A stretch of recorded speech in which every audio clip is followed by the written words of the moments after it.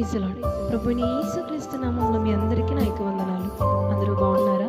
ప్రతిదినం దేవుని యొక్క వాగ్దానాన్ని రిసీవ్ చేసుకొని మీరు ఎంతగానో బలపడుతున్నారని విశ్వసిస్తున్నాను.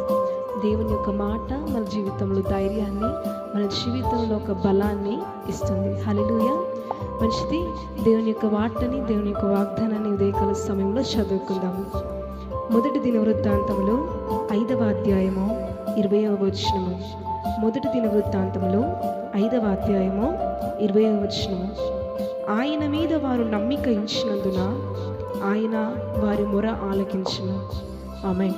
చాలా చక్కటి వాగ్దానాన్ని దేవుడి రోజు మనకు అందించి ఉన్నాడు. దేవుని వాక్యం మనకు సెలవిస్తుంది ఏంటంటే, దేవుని భక్తులు ఎందరో ఆయన మీద వారు నమ్మకం ఉంచారు. వారు మొరపెట్టి మౌనముగా ఉండగా, నేను మొరపెట్టిన దేవుడు ఖచ్చితంగా నాకు ఉత్తరం ఇస్తాడు, నాకు సహాయం చేస్తాడు అని వారు నమ్మకం ఉంచారు. వాళ్ళ నమ్మకం ద్వారా వారి జీవితంలో ఎన్నో మేళ్ళు వారు పొందుకుంటున్నారు. ఈరోజు మనం దేవునికి మొరపెడుతున్నాము, మౌనంగా ఉంటున్నాము. అలా మౌనంగా ఉన్నన్ని రోజులు మన భారము, మన బాధ, మన కష్టము మన మీదే ఉంటుంది. కానీ దేవుని భక్తులు ఏ రీతిగా అయితే ఆయనకు మొరపెట్టి వారు ఏ రీతిగా అయితే నమ్మకం ఉంచారో, ఆ రీతిగా మనము కూడా మొరపెట్టి మౌనంగా ఉండకుండా నమ్మకం ఉంచిన యెడల దేవుడు ఖచ్చితంగా ఆయన నమ్మిన ప్రజలకు మేలును, సహాయాన్ని అందిస్తాడు. కొన్నిసార్లు మనం నమ్మకంగా ఉండకపోయినప్పటికీ మనం నమ్ముకున్న యేసయ్య మాత్రము నమ్మదగిన వాడై ఉన్నాడు. నువ్వు మొరపెడితే, నువ్వు ఏడిస్తే, నువ్వు అడిగితే ఆయన తట్టుకోడు, ఆయన మౌనంగా ఉండడు. ఎందుకంటే నిన్ను కన్న యేసయ్య, ఆయన ప్రాణం ఇచ్చి నిన్ను కొన్న యేసయ్య నువ్వు అడిగింది ఇవ్వడానికి సిద్ధంగా ఉన్నాడు. కనుక ఇన్ని రోజుల నుండి మొరపెడుతూ మౌనంగా ఉన్నాము.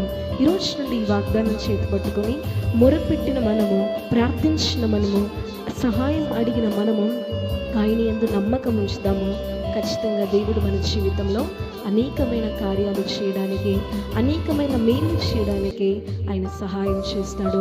ఎందరైతే భారాన్ని, బరువును, బాధ్యతని మోస్తూ ఎంతగానో అలసిపోతున్నారో యేసయ్య యందు నమ్మకం ఉంచండి.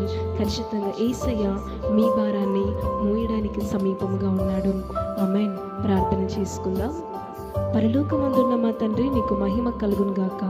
ఈ దినం ఎంతో గొప్ప తండ్రి వాగ్దానాన్ని మాకిచ్చి మమ్మల్ని బలపరిచినందుకు నీకు వందనాలు.